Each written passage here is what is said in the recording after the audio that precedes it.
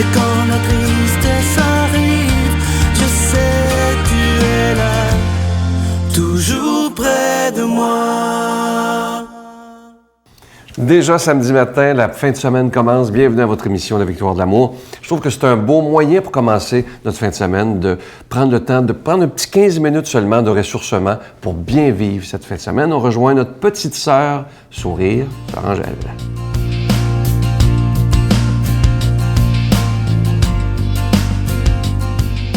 Bonjour, bonne journée. Quelle la journée que je vais vous souhaiter aujourd'hui, c'est verser tout l'amour que vous avez autour de vous. C'est une journée d'aimer, une journée d'amour, une journée quand même si quelqu'un, on ne veut pas l'aimer, là, qui ne nous aime pas, ben, regardez-les dans les yeux et dites-vous, bon, il y a quelque chose peut-être que je n'ai pas découvert à la personne pour pouvoir l'aimer. Souvent, on regarde, je vois souvent des personnes qui arrivent où je suis, puis disent « Oh, ben regardons comment elle est habillée », mais ils ne regardent pas la grandeur de la personne. Ils jugent dans l'habillement. Pourquoi qu'on juge ça? Alors, quand on regarde la personne, des fois, on est surpris. C'est pas là ce qui paraît, mais ce qu'il est. Et ça, c'est important. L'amour, c'est quelque chose qu'on dit pas aimer ceux qui font notre affaire. C'est aimer ceux que parfois, ils se sentent délaissés, ils se sentent mis de côté. Et dans le dimanche, aujourd'hui, demain, dans le dimanche, on voit de quoi qu'on parle? Le sel de la terre. Si le sel s'affadit, avec quoi on salera-t-on? Le sel, c'est quelque chose qui désinfecte. C'est quelque chose qui donne de la sagesse.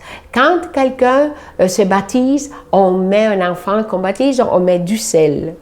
Il n'aime pas ça non plus, il se met à pleurer, ben là. On met des huiles, ben là, il se demande qu'est-ce qui se passe. Puis surtout quand on y met de l'eau, ah ben là. Alors, vous voyez tout cet ensemble, mais quand on dit tu es baptisé, c'est le sel de la terre. Et le sel, c'est cette... moi, je m'en sers beaucoup. Et vous savez, dans le temps des premiers, même nos Amérindiens, ils conservaient tout avec le sel. Conservaient tous les poissons, séchés et salés. Le sel, on mettait dans des grands barils en céramique.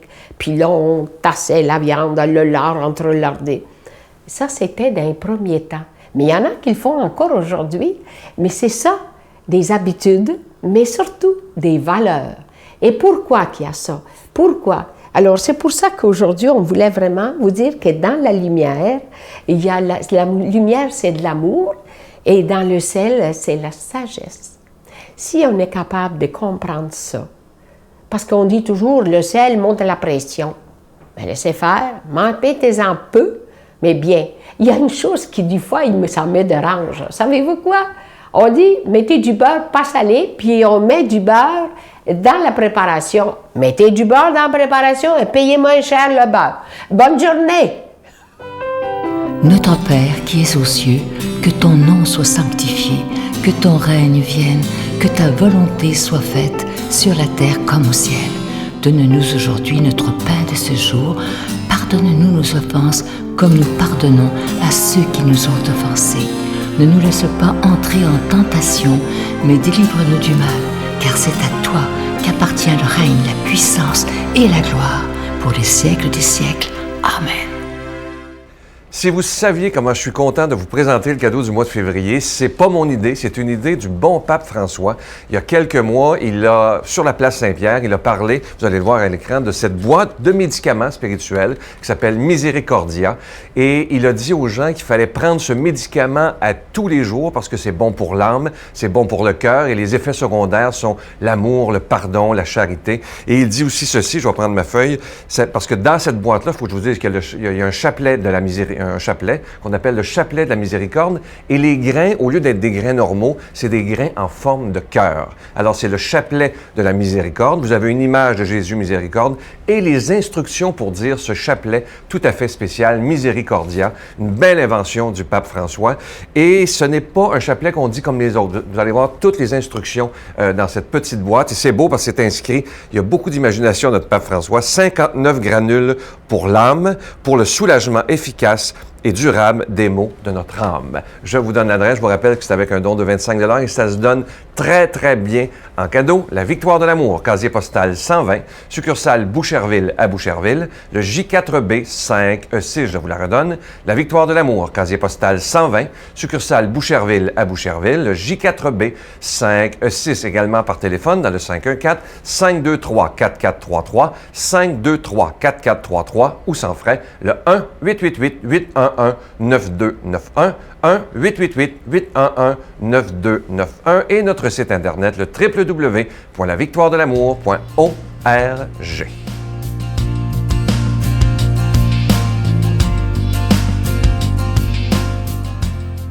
Mon Dieu, donnez-moi la sérénité d'accepter les choses que je ne peux changer, le courage de changer les choses que je peux et la sagesse d'en connaître la différence.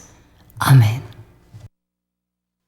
La parole de Dieu aujourd'hui va être proclamée par quelqu'un qui est avec nous depuis le tout début de la Victoire de l'amour, 19 ans déjà, dans quelques semaines, quelques jours même, l'abbé Jean Desclos.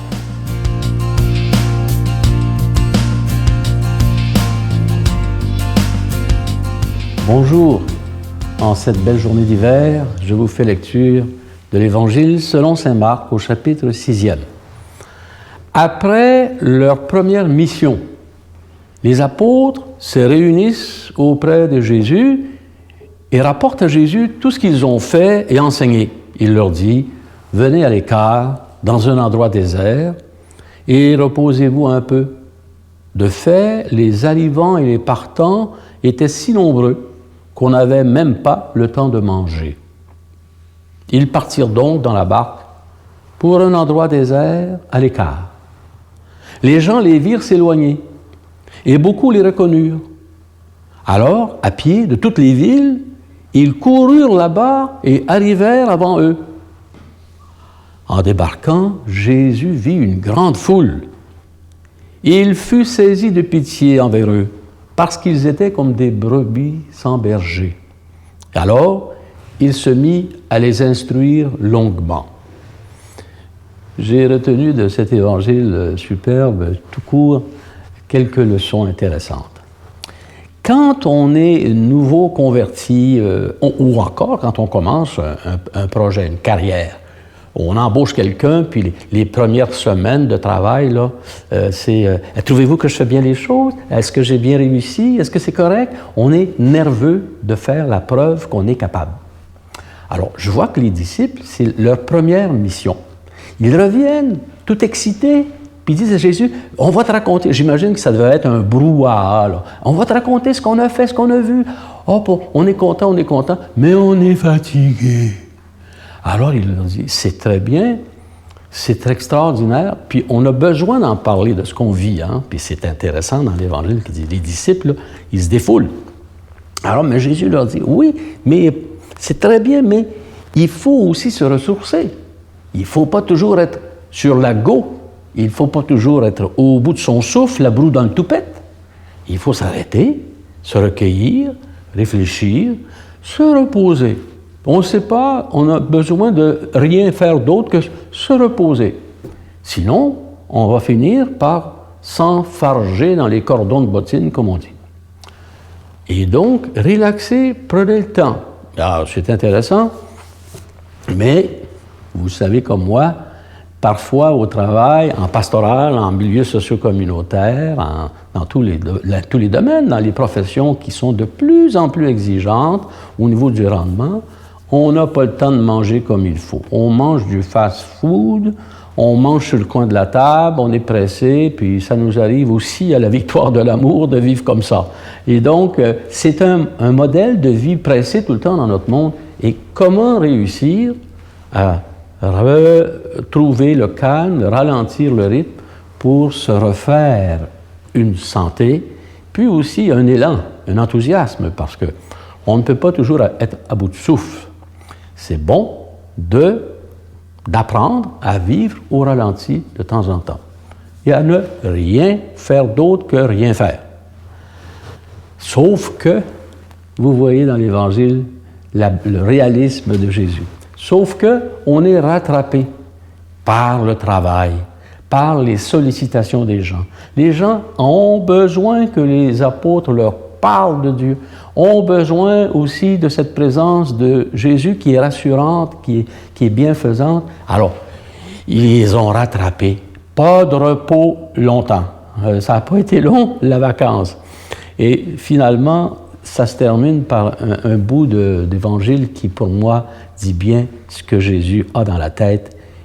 Il y a, comme il le dira dans d'autres textes de l'Évangile, il n'y a pas le temps de se reposer, puis il n'y a pas de place où reposer sa tête. Quand on est au service des gens, il y a des fois où on dit, il ne me reste plus rien à moi, j'ai tout donné, mon temps, ma santé, mes loisirs. Et c'est ça que font les parents à la maison, parfois pour leurs enfants.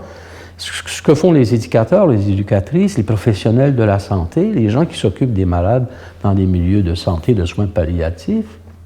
On est, un jour ou l'autre, entraîné dans ce mouvement d'être toujours disponible pour les autres, jusqu'à un peu à épuisement. Et il y a tellement de besoins, on sait bien qu'en pastoral, par exemple, l'ouvrage ne manque jamais. Moi, des fois, je me dis, je vais m'asseoir un peu. En paroisse, là, ça va mieux, j'ai pas de réunion. Le téléphone sonne. Monsieur le curé, on aurait des funérailles cette semaine. L'autre qui appelle, mon père est mourant à l'hôpital, pouvez-vous venir? On n'en finit plus, quand on est disponible, d'être sur le chemin pour aller au-devant des misères des gens. Mais qui est le bon berger? C'est pas le curé, c'est pas le chrétien. Le bon berger, c'est Jésus. Et il a, lui, cette capacité de nous rendre capables, si on va se ressourcer dans la prière, la communion avec lui, de nous rendre capables d'être des intervenants qui font du bien sans se nuire à eux-mêmes et qui trouvent dans leur propre engagement les sources renouvelant leur élan et leur amour pour les autres. Chaque fois que nous faisons le bien, nous faisons du bien. Il ne faut jamais l'oublier. Je vous souhaite une bonne journée. Je vous bénis de tout cœur, au nom du Père et du Fils et du Saint-Esprit. Amen. Je vous salue Marie, pleine de grâce. Le Seigneur est avec vous. Vous êtes bénie entre toutes les femmes, et Jésus, le fruit de vos entrailles, est béni. Sainte Marie, Mère de Dieu, priez pour nous pauvres pécheurs, maintenant et à l'heure de notre mort. Amen.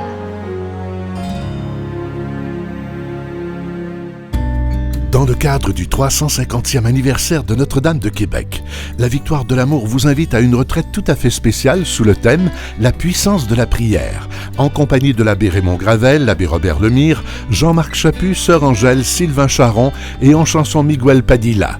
La retraite aura lieu à l'hôtel Hilton, situé au centre-ville de Québec. Nous vivrons ensemble une célébration eucharistique à la basilique Notre-Dame de Québec et nous traverserons la Porte Sainte les 16, 17 et 18 mai prochains. Réservez rapidement avec Voyage Intermission au 514-288-6077 ou sans frais au 1-800-465-3255. Venez vivre une fin de semaine remplie de paix, d'amour et de joie.